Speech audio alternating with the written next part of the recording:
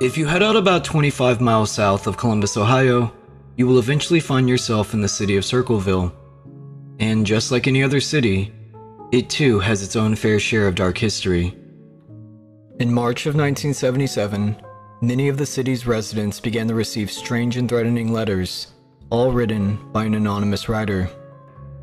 In one of the letters, there contained a short and eerie message. "You have been watched. Failure to comply, and you shall suffer. No one can help. No one can protect you. Obey, obey." The residents that are believed to have received the very first two letters were married couple Mary and Ron Gillespie. Mary's letter read the following: "Miss Gillespie, stay away from Massey. Don't lie when questioned about meeting him. I know where you live. I've been observing your house and know you have children. This is no joke. Please take this serious. Everyone concerned has been notified and everything will be over soon." Mary was a bus driver for the West Falls School District, and the letter was accusing her of secretly having an affair with the superintendent, Gordon Massey. According to Mary, though, this statement was false. It didn't take long before Ron received his letter too. "Mr. Gillespie, you're doing a lot for her. No one cares that much for anyone this day. Make him come to her rescue." But he won't. He's being awful good lately. He knows what he must do, but he won't. Make her admit the truth. Call the school board. His affairs must stop. Everyone will know soon. Think of yourself. Unfortunately, none of these letters had a return address available to help pinpoint where they were coming from. But Mary would eventually receive another letter the following month in April, and this time with a return address on it: 550 Ridgewood Drive, the home address of Gordon Massey. But he was eventually ruled out as a suspect since he soon started receiving letters himself. As you can tell, someone clearly had it out for Massey and was doing whatever it took to ruin his reputation. Later that month, another letter was delivered to Ron Gillespie. "Gillespie, you have had 2 weeks and done nothing. Make her admit the truth and inform the school board. If not, I will broadcast it on CBs, posters, signs, and billboards until the truth comes out."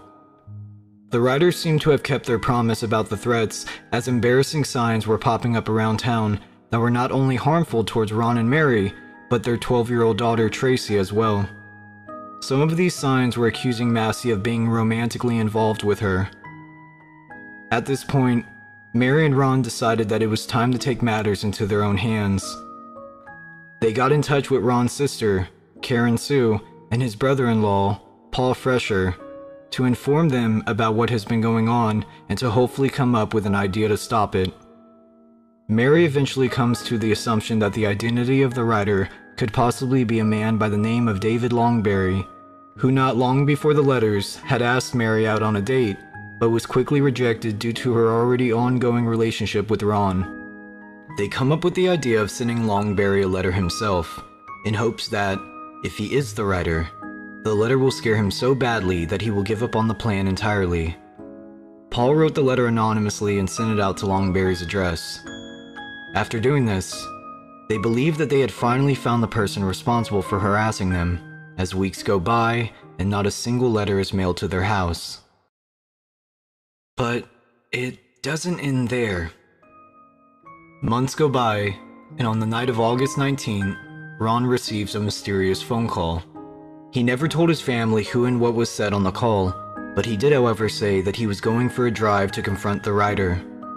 After grabbing his .22 caliber revolver, Ron stormed out of the house, jumped into his pickup truck, and sped off. Unfortunately, the family would receive tragic news later that night. Around 10:30 p.m., Ron's pickup truck was found destroyed after he had lost control of the wheel and crashed head-on into a tree just off the side of the road.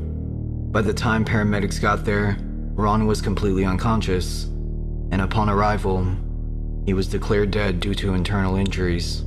According to his toxicology report, Ron's alcohol level was at an astounding .16, which is twice as much as the national drinking limit. Many people found this report to be strange because Although this could have been just another fatal drinking and driving situation, Ron wasn't known to be that much of a drinker in the first place, which was one of the main reasons Sheriff Radcliffe didn't immediately rule his death as an accident. Another strange fact is that when the EMTs arrived on the scene, Ron's revolver was found under his body, with 8 live rounds and 1 spent round being held inside of it. Which leaves us with 2 questions. Who or what was he firing at before the crash? And more importantly, why? During the next 5 years after this, Gordon Massey began romantically seeing Mary Gillespie shortly after he and his wife filed for divorce. This only infuriated the town because many people were believing that there was some sort of conspiracy going on between the two that could have linked back to the death of Ron. Fast forward to December of 1982, Mary eventually gets a letter stating how the writer is going to start posting signs around town again, and in February of the following year was when she began seeing them while out on her usual bus routes. While in the middle of dropping off kids to their homes one day, Mary gets out of the bus after spotting a sign on a fence post. The sign, however, was different from all the other signs that she had taken down before in the past, because behind this one was a mysterious cardboard box attached to a 2x4 with strings coming out of the back of it. After doing a closer examination of the box later that night, it was soon discovered that a .25 caliber pistol was inside of it, meaning that whoever placed this deadly booby trap behind the sign had intentions of taking the life of Mary as soon as she took it down. Mary quickly went to have the gun traced, and it was later found out that it was registered under the name of no other than Paul Frazier. Although Frazier refused to have anything to do with the letters or the booby trap, he was eventually found guilty for attempted murder. The residents of Circleville had believed that it was all finally over and that they could go back to how things used to be before all the mess. However, though, this was far from the truth as people began receiving letters again. Even the man behind bars himself got one too. Fresher. Now when are you going to believe you aren't getting out of there? I told you 2 years ago when we set them up. They stay set up. Don't you listen at all? No one wants you out. No one. The joke is on you. Ha ha. Tell no one of this letter. I saw the paper. Great news. Great. The sheriff loved it. Ha ha. Do you believe it now? Do you? After Paul got out almost 10 years later in 1994, the letters seemed to come to an official end as no one has been mailed a single letter since. Paul Fresher passed away in 2012 at the age of 70 years old, and it was said that even up until then, he was still fighting to prove his innocence. Who really was the mastermind behind this twisted plan, and why did they go to such great lengths just to ruin people's lives? Until we find out the answer to these questions, the case of the Circleville letter shall remain one of the greatest mysteries of all time. This has been Unleash the Past. Thank you for joining us today. Good night.